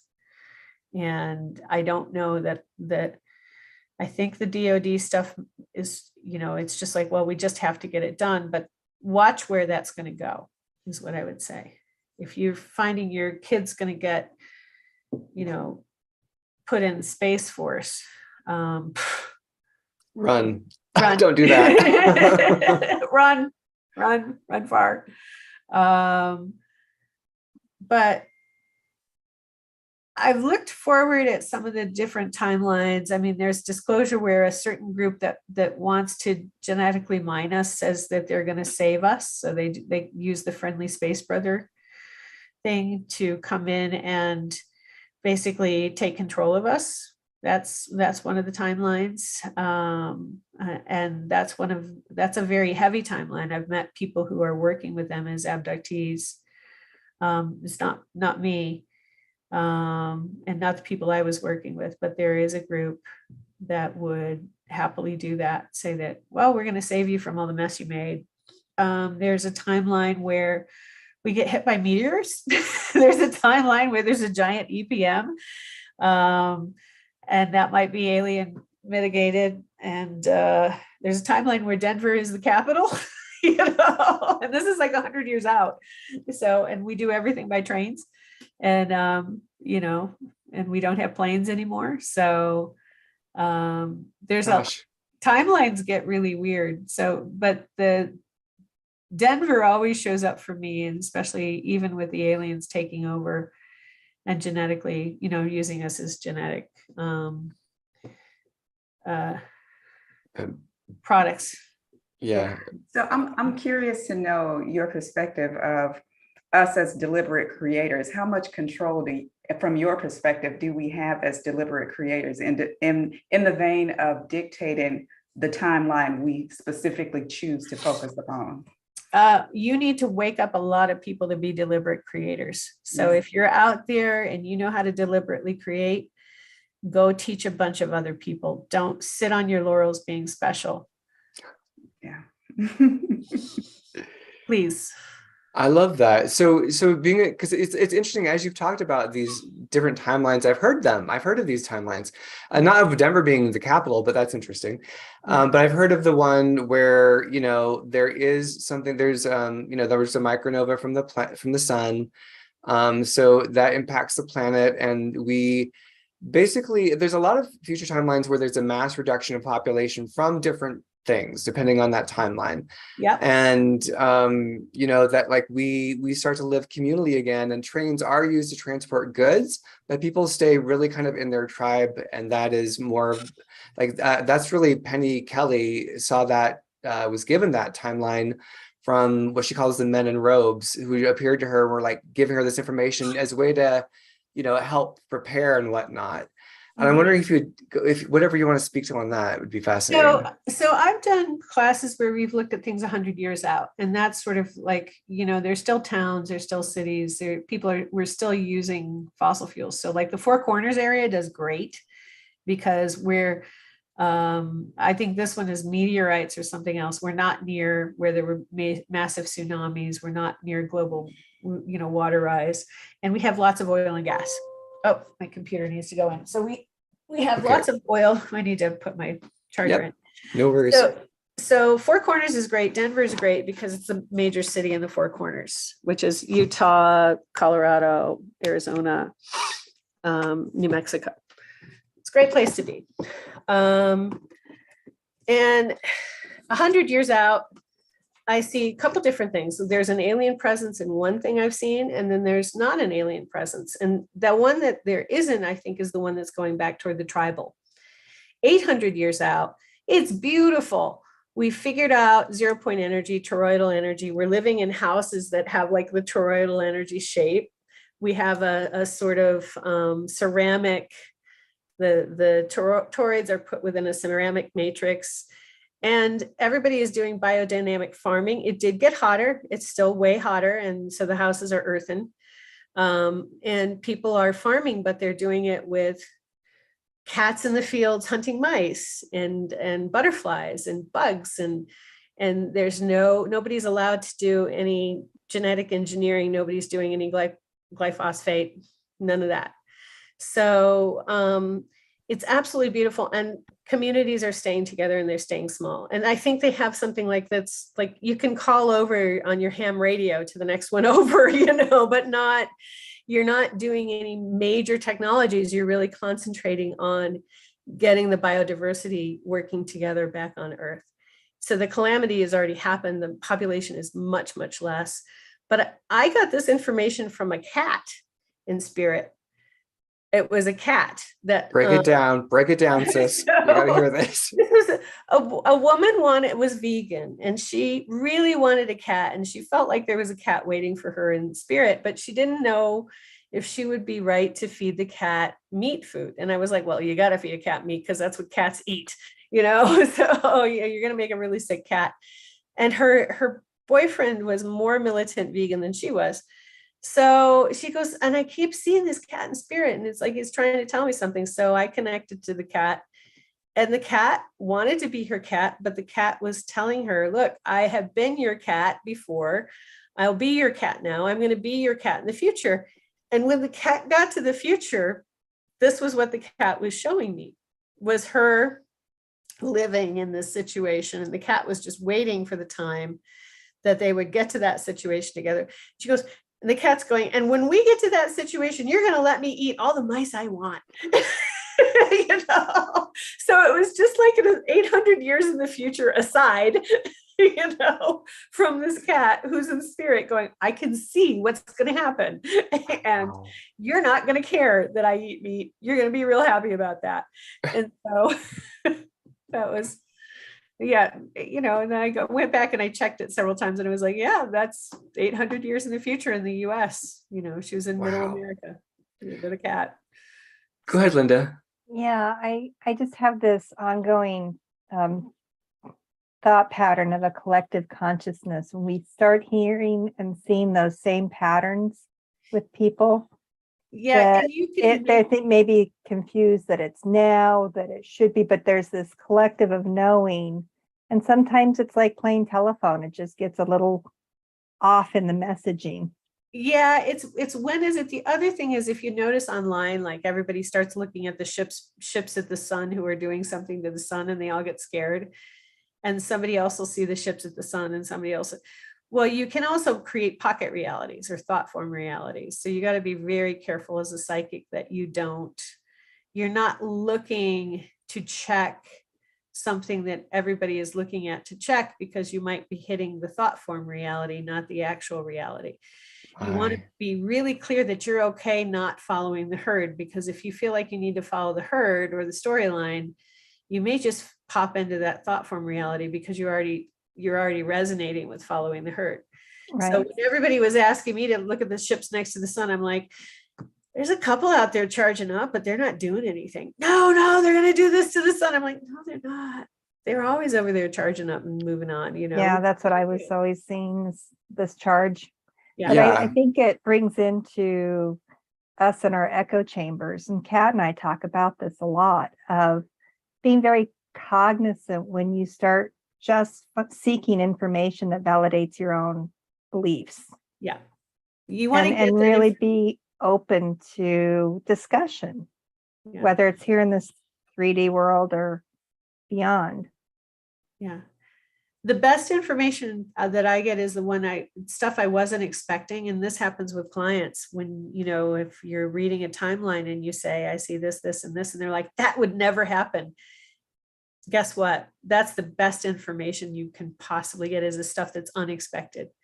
It's like, no, that's never going to happen. I would never do that. This situation would never turn out that way. And, lo and behold, 6 months later, they're like, hey, guess what happened? It's like, yeah, that because you were sitting there going, that would never happen. It's the most unexpected thing. And so I would just say that I've always found the things that people don't expect to hear, or don't expect to be shown, or don't expect to be told about, is usually the better information. When you're trying to make somebody happy by saying what they want to hear or see, you're oftentimes off, you know. Well, it's interesting because there's a great gal who, this is no like negativity toward her at all, named Allison Coe, and she'll do, hypnotherapy sessions with people, and they have these future encounters of them going to 5D Earth, and it's just so wonderful. Like all of the, and things are going to change. People are they're going to put their foot down. There's going to be a big time of rebellion. Like, and I was like, that was like 3-4 years ago. Like, it's already supposed to have happened. And, these things have never happened. And it's not, and she's getting these parallel futures from these people who are doing this specific type of the hypnotherapy from Dolores Cannon. And it's like, it never really pans out. And I'm like, and so I think they're so beautiful to hear. They healed my heart, but I don't put any weight on them. Yeah.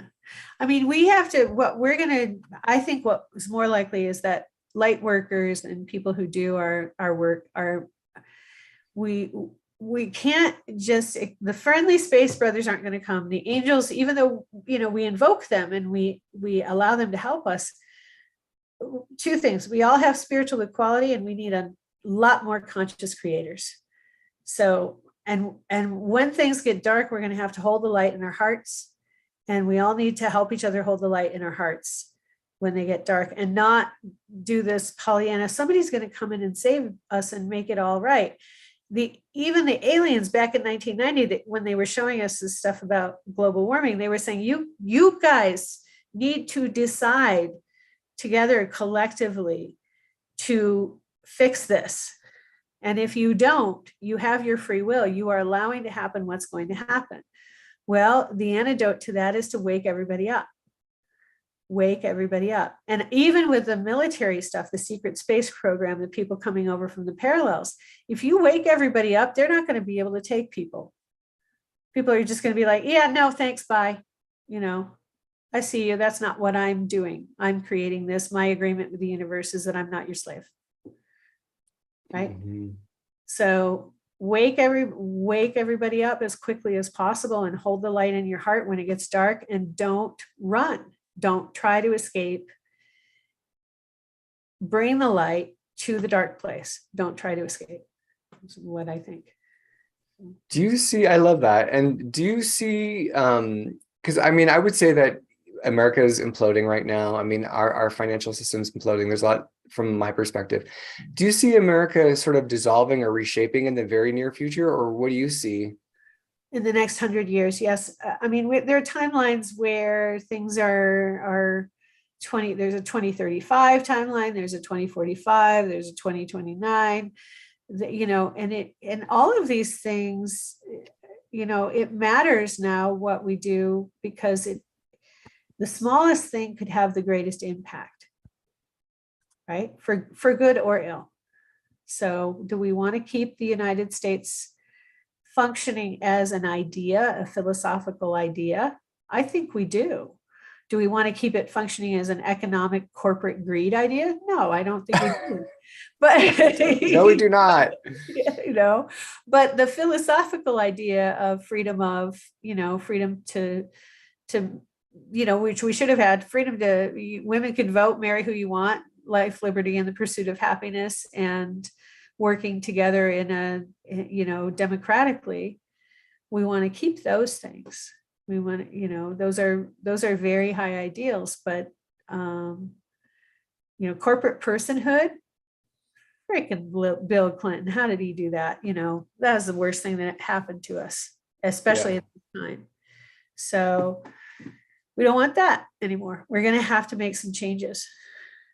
And they're going to be hard changes. And the more people who are awake, not to fear and not to somebody else is going to save me, but I am a conscious creator and I am a manifester.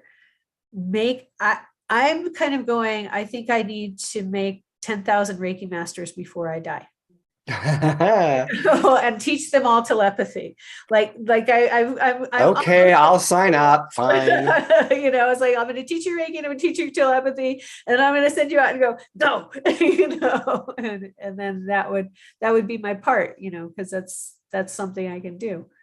So It's so beautiful. I think there's a lot of value in level setting what it is you want to see, and to start focusing in that regard, not attached to the despair of what's happening and how you feel about the quote unquote bad things that are happening now, but to pivot and look toward what you want to see and focus on that, such that you create that.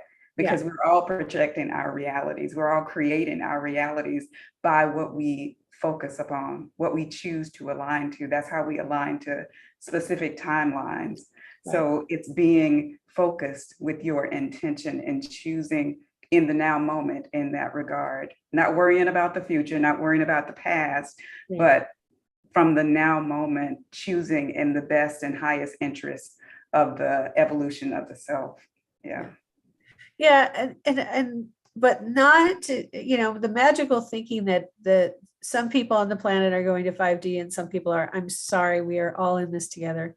So like my choosing, I looked at what was happening politically, you know, starting in 2016, and when I had my show, I got bullied and death threats, and a lot of the political situation of misogyny hit me on the show. And then I really thought of it as like, no, I don't want to talk about being a telepath anymore. I don't want to talk about living in really significant empathy with others. I want to see a more empathetic America.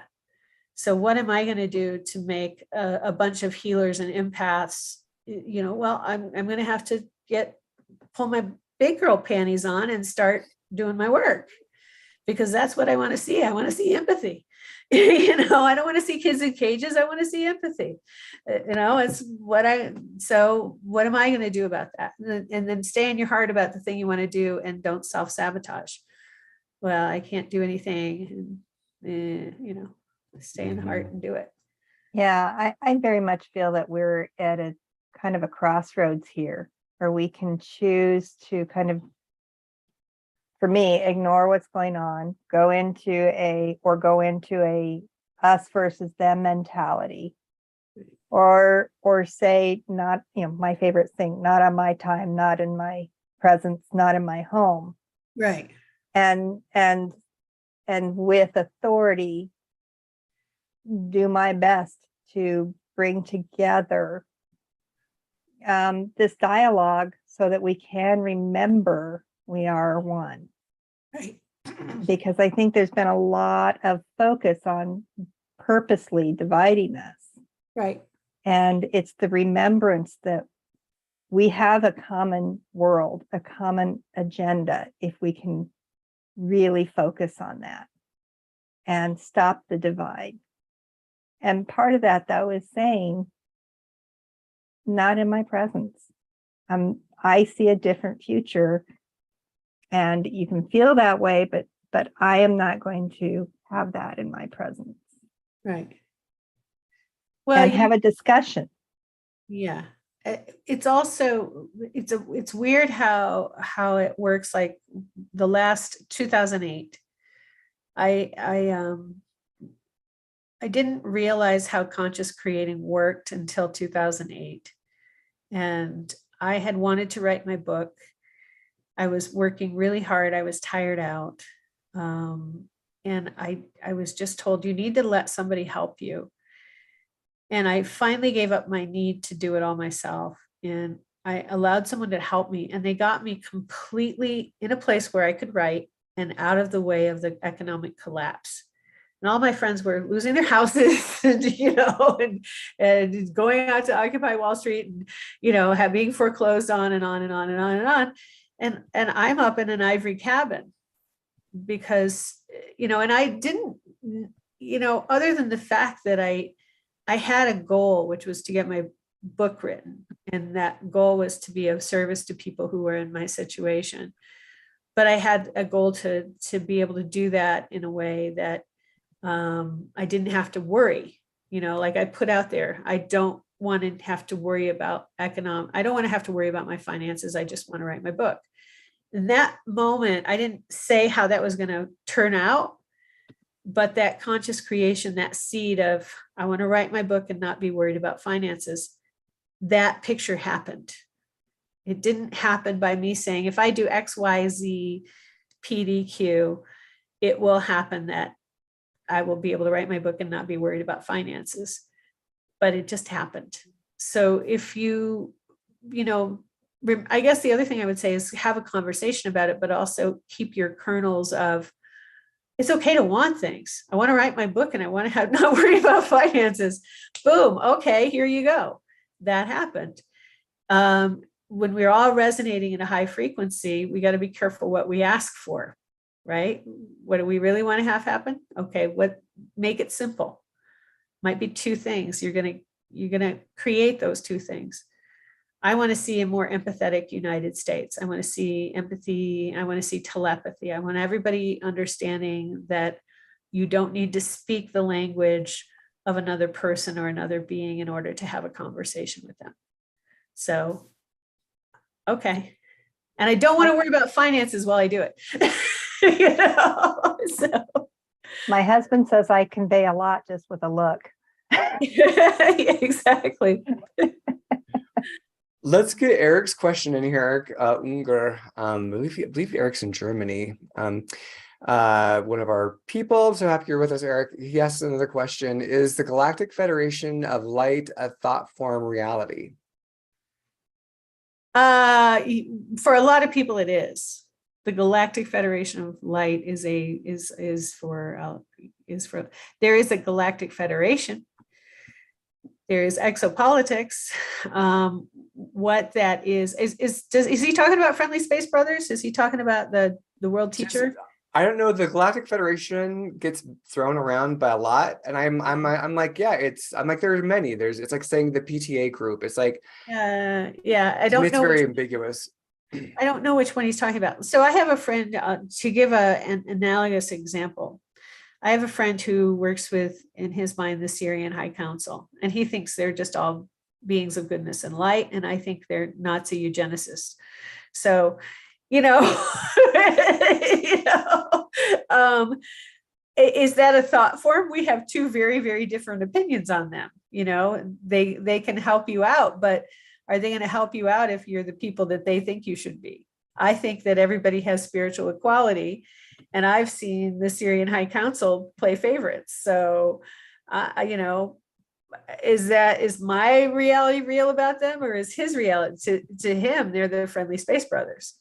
Mine is like, wait a minute here, but you wiped out the Atlanteans, because you didn't like what they were doing, and you thought the Atlantis was your creation and you could wipe it out.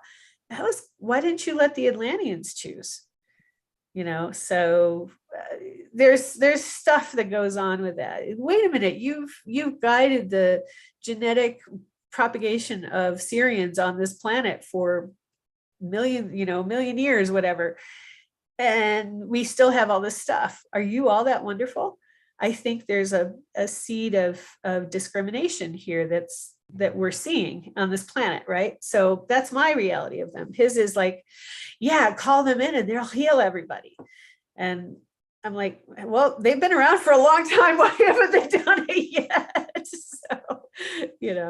So I think we all have our own thought forms. I'm just going to put it that Galactic Federation of Light. If it's a being of goodness and light, and it's a group of beings of goodness and light, and they want to show up and help, then more power to them. They truly do. Right on. Well, I had chills when you mentioned corporate universal corporate entities. Yes. And it's like, no, they've messed up this enough. Let's leave them out of that. Yes. I mean, if you, at some point you have to learn. You can't get to America without leaving Britain. That's what a friend used to tell me. You can't get where you want to go without leaving where you're at. And in some of these older, spiritual entities or higher level entities have been around for so long, and they keep doing the same stuff. And it's like, we need to change all the way through. not a, just like, no, let's not do the Old Testament God thing. Could we? We'd be done with that one forever. Yeah, we did that one. Yeah. We did That's- that. Yeah, that's a good one for Paul Wallace to speak on. He's got the whole breakdown on that one of exploration into the many gods of the Old Testament. Gods. So I wanted to say we need to start wrapping it up here. Elizabeth, did you have any final thoughts from your heart to ours, to the audience, to the people that are going to be connecting with your material today?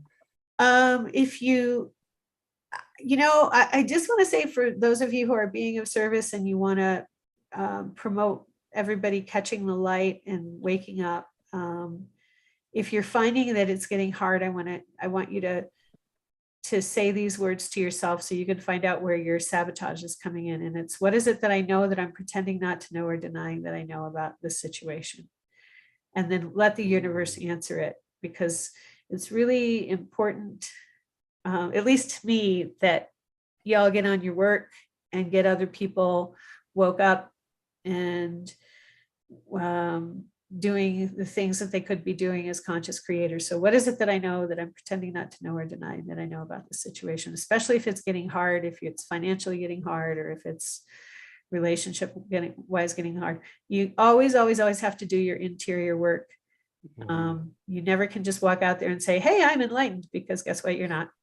But if you want to be of service and wake other people up, what is it that I know that I'm pretending not to know or denying that I know about this situation? That's a powerful statement. That's really similar to what I say is, what is it that I know that I don't know that I know, that I need to know now? Exactly. And let the universe answer it. Don't try to answer it for yourself. Yeah, then just like let the question be there and don't try to fill it in. Just let it be there and let the universe show you, is what you're saying. Yeah. Okay, I like that. All right. And I also love, the ego is like, I'm enlightened. Like, nope, you're still the ego. Thank you. Yeah. You try again. I'm gonna go ahead and switch this into gallery view, and I'm gonna toss the mic to Miss Linda so we can start our gratitude list. As always, everyone, you floor me with your questions. They're always so on spot. And so thank you for having this conversation on the side. Be sure to continue it in our Facebook group, and make sure you check the links below, because that's where you'll find Elizabeth's information. That's where you'll find Angela's. And join us next week. Oh, be sure to like, if you haven't liked already, be sure you like, share, subscribe if you haven't. And I want to thank you all for joining us. And Kat, what's happening next week? Next week is Brad Olson. He's a researcher and an author, and he's somebody who, again, digs behind the veil, digs behind the scene, and reports what's really going on, what's documented to go on that's kind of been hidden from us, both in the past and in real time, or whatever that means anymore, but in the moments that we're experiencing currently. So that will be very exciting. And thanks to shout out to Barbara Jean Lindsay for connecting us with Brad Olson. So with that, I will say thank you everyone so much. Thank you, Angela. Thank you, Miss Linda, and thank you, Elizabeth. So fascinating, so grounded, and yet so expanded. I just think you are a one-of-a-kind gem, and I'm just so pleased and honored that you've been on the show with us today. Thank you. Happy to be here. It's great. Good. Maybe you'll come back for another show in the future. All right, everyone, take care of yourself. We'll talk to you next time, and love you. Bye, everyone. Bye. Bye. Thanks, everyone.